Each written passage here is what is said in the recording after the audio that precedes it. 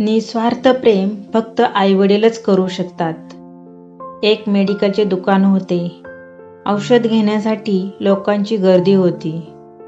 मेडिकलवाला शक्य तेवढ्या लवकर प्रत्येकाला अचूक औषध देत गर्दी कमी करत होता. त्याचा सहाय्यकही आपले काम चोखपणे पार पाडत होता.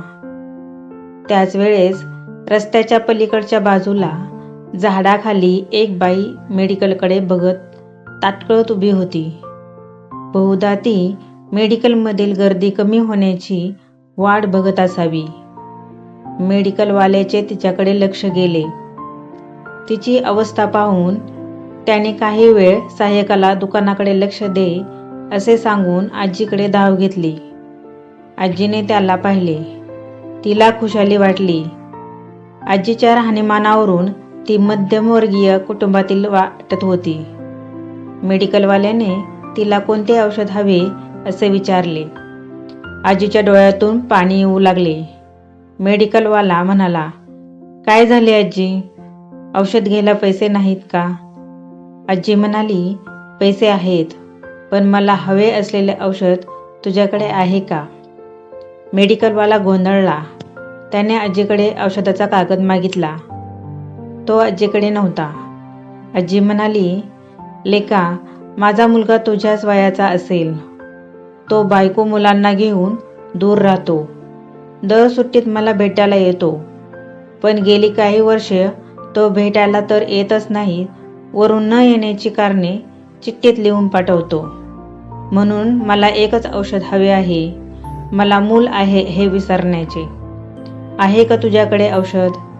मेडिकलवाला निशब्द झाला. कारण या औषधाची गरज आज अनेक पालकांना निर्माण झाली आहे. अद्याप या औषधाची निर्मिती झालेली नाही. खरोखरच असे औषध निर्माण झाले तर म्हातारपणी कित्येक पालकांना होणाऱ्या वेदना तरी कमी होतील. मित्रांनो, सगळ्यात मोठे कोणते पाप असेल तर ते म्हणजे आपल्यामुळे आपल्या पालकांच्या डोळ्यात अश्रू येणे.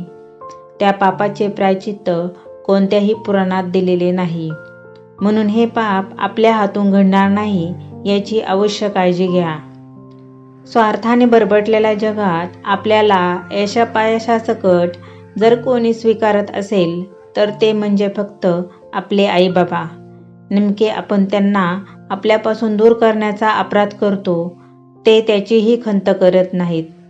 पिल्लं शरीराने आणि मनाने दूर गेल्याचे दुःख सहन करतात आणि कधी चुकून जवळ आले तर तितक्याच मायेने त्यांची चौकशी करतात.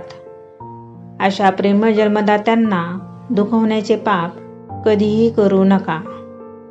हा व्हिडिओ तुम्हाला आवडला असेल तर आपल्या चॅनलला लाईक, शेअर, सबस्क्राईब करा. धन्यवाद.